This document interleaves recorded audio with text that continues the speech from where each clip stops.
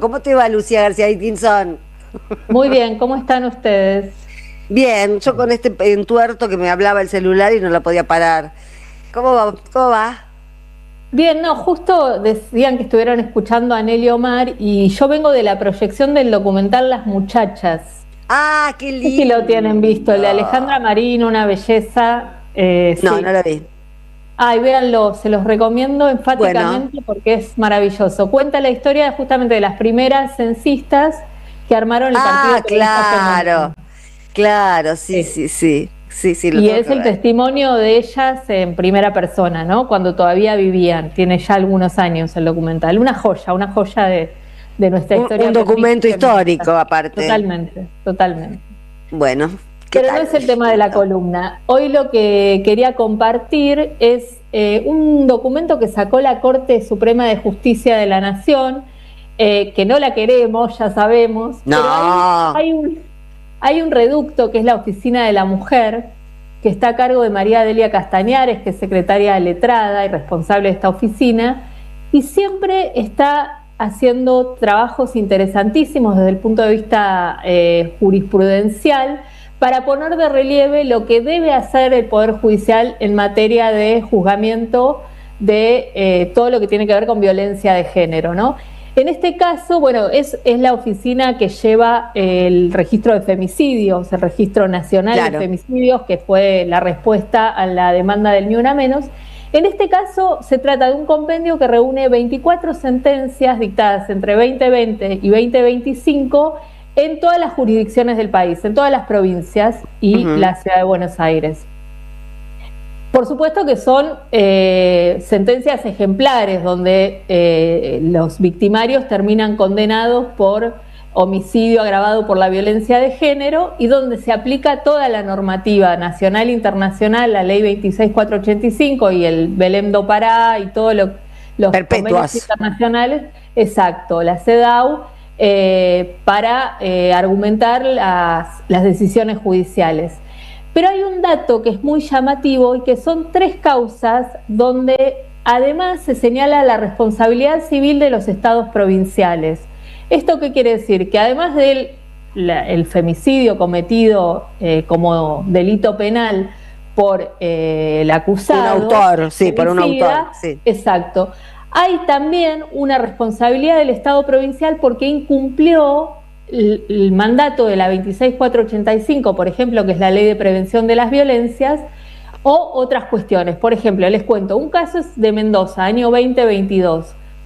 Eh, los padres de la víctima menor llaman, intentan comunicarse, un vecino, perdón, que ve el suceso, intenta comunicarse con el 911, el 911 no transmite la llamada, la niña no es asistida, la adolescente no es asistida y es víctima de femicidio.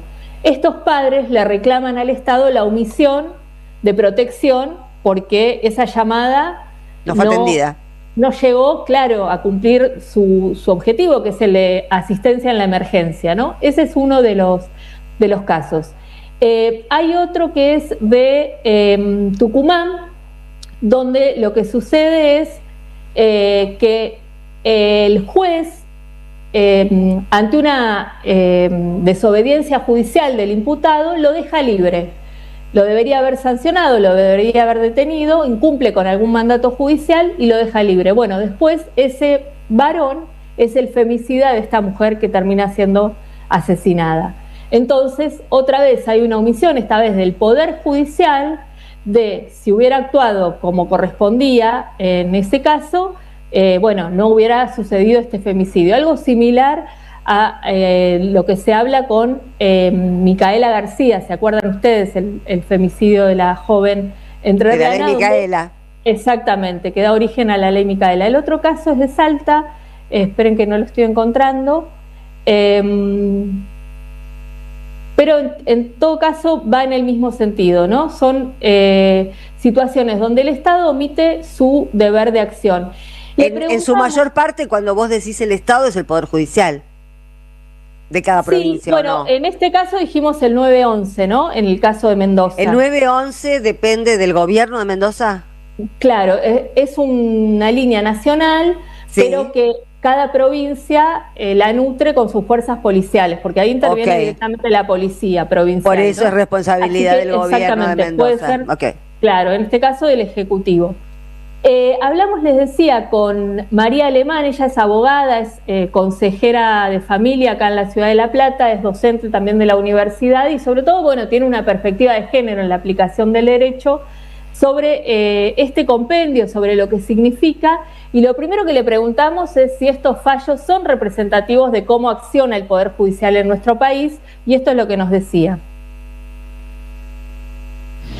Esos 24 fallos seleccionados no son representativos de todo el Poder Judicial. De hecho, que eso queda expuesto porque la mayoría de los fallos que ahí muestran que se resuelven con perspectiva de género son resoluciones de las cámaras de apelaciones o de los tribunales superiores de justicia de cada provincia, en donde lo que se ve es que la primera instancia, no tuvo perspectiva de género. Lo que sí muestran es cómo va permeando la perspectiva de género en los distintos tribunales de las provincias y tribunales superiores. Incluso hay algún fallo de la Corte Suprema de la Nación. Bueno, ahí está más claro, sí. Claro, entonces no son representativos, eso es lo que dice María, es una selección de fallos que serían modelo, pero lo que da cuenta esto es que la justicia, el primer eslabón de la justicia donde se presentan las denuncias, en general no es tan permeable a esta perspectiva. Eso llega cuando se revisan en las otras instancias, lo cual es una mala noticia, pero también hay una buena noticia, porque quiere decir que en algún lugar del Poder Judicial esto está empezando a ser parte de la perspectiva con la que se juzga, ¿no?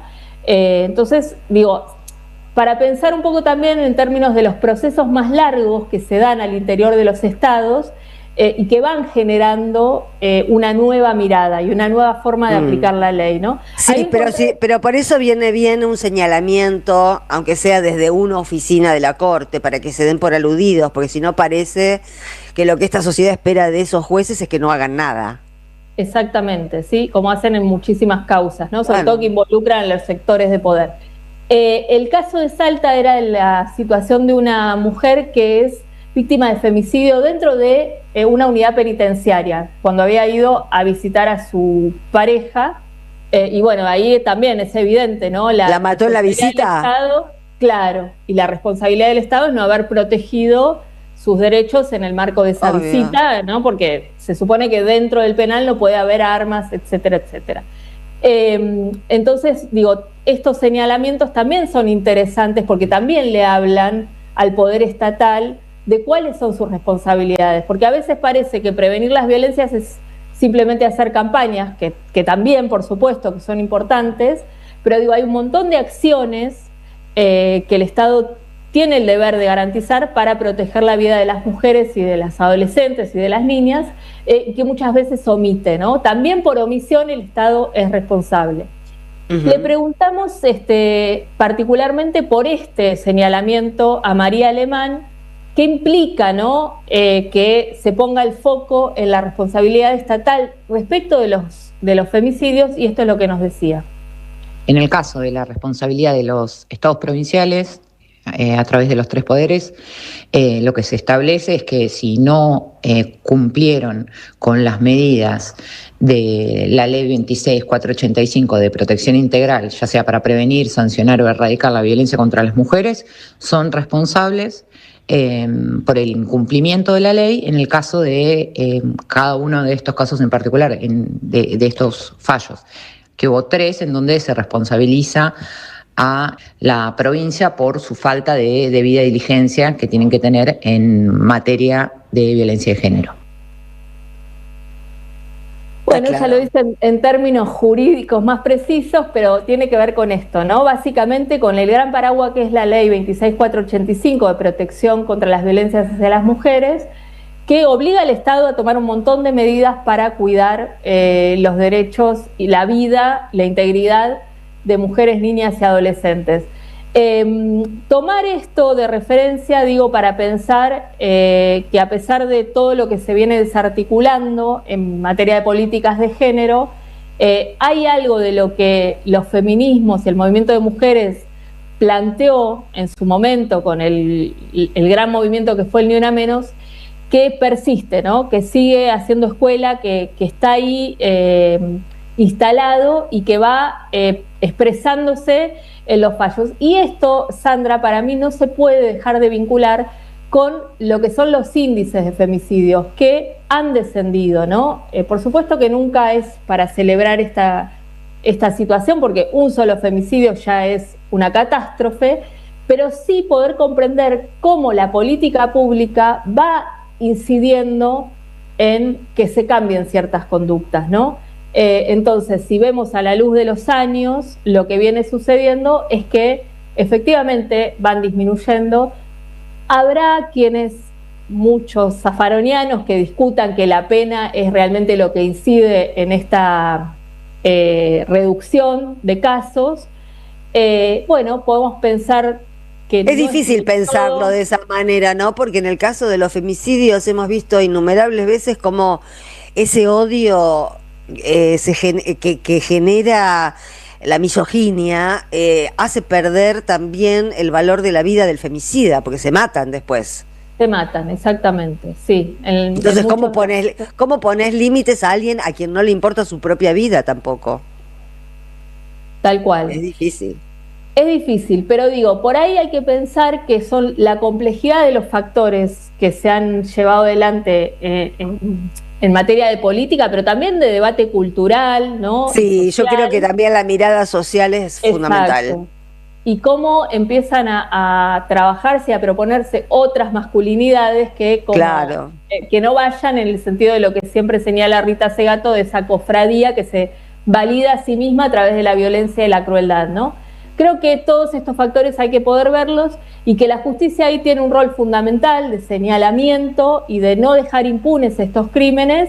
Así que saludamos este esfuerzo de la Oficina de la Mujer de la Corte para poner en foco lo que sí se hace bien desde el Poder Judicial y especialmente estos 3 fallos que focalizan la responsabilidad del Estado para señalar qué es lo que se está omitiendo y es algo de lo que el Estado debe hacerse cargo, ¿no? Bueno, esperemos que siga este mismo camino la Corte. Y eso no te lo puedo prometer. Capaz que si suman mujeres a la Corte, viste, la cosa cambia. Yo creo que hay que barajar y dar de nuevo, pero bueno, ya lo veremos con el paso de los meses. Gracias, Lu. A ustedes, abrazo.